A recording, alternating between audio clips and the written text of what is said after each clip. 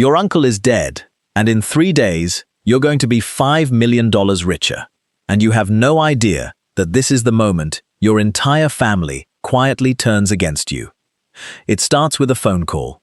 Your uncle, the one nobody really talked to, the one who lived alone in that old house 2 states away, passed away last week. You barely knew him. A few holidays, maybe a handful of phone calls over the years. So when the lawyer calls and says you need to come in for the reading of the will, you assume it's a formality. Maybe he left you a watch, maybe a photo album. You are not prepared for what happens next. You sit in that office, and the lawyer reads out a number that makes the room go silent. $5 million. Liquid assets, property, investments, all of it left to you.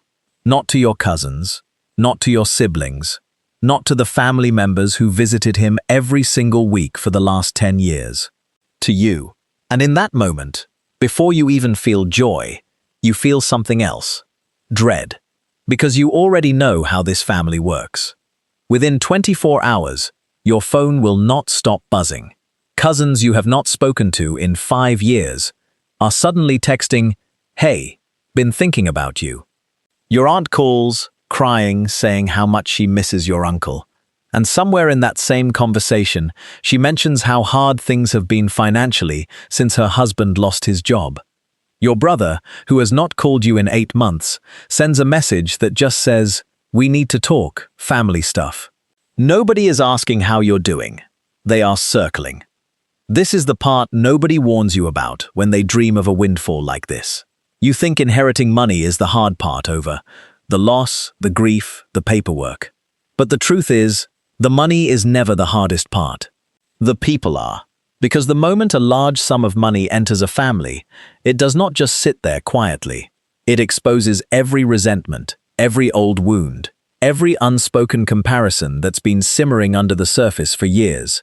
Suddenly, you're not just the nephew who got lucky. You're the reason your cousin can't get help with his mortgage. You're the reason your aunt feels forgotten. You become, without doing anything wrong, the villain in a story you never agreed to be part of. And here's where most people make their first fatal mistake. They panic. They feel guilty for having money their family doesn't have, so they start writing checks, a little here, a loan there, just to keep the peace. And that peace lasts about 2 weeks. Because the moment you give once, you've set a precedent. Now every family gathering has an undercurrent. Now every conversation has a subtext. Now you're not family anymore. You're a resource. And resources get drained, resented, and eventually abandoned once they're empty. So what do you actually do in those first 90 days, when the money is real, but the fallout hasn't fully hit yet? The first thing, and this is non-negotiable, is silence. Not forever, but strategically. You do not announce the exact number to anyone. Not your siblings, not your closest cousin, not even your best friend at a dinner party after 2 glasses of wine. Specificity is what turns family into vultures. "I inherited some money," invites concern. "I inherited $5 million," invites demands. The moment a number is attached, you are no longer a grieving relative. You are a bank. The second thing you do is build a wall of professionals before you build anything else. An estate attorney to make sure the inheritance is legally sealed and protected, especially if you're married or about to be. Because inherited assets can become marital property depending on how you handle them, and that is a conversation for another day entirely.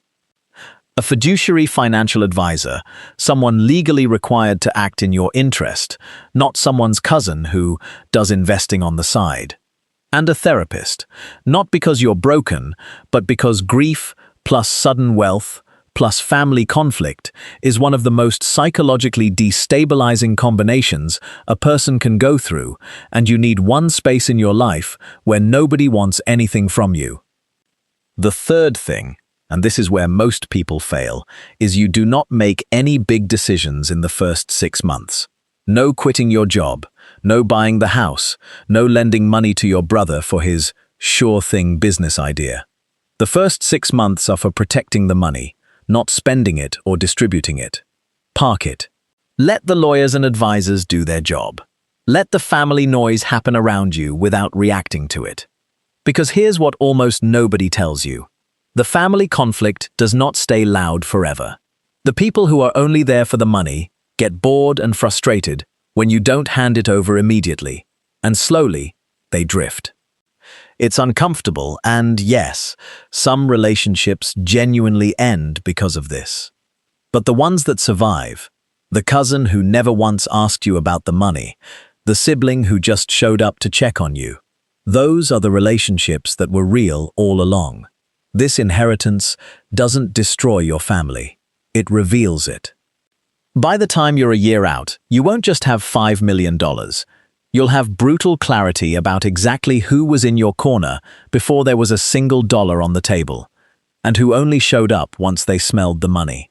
And that clarity, more than the inheritance itself, is what actually changes the rest of your life.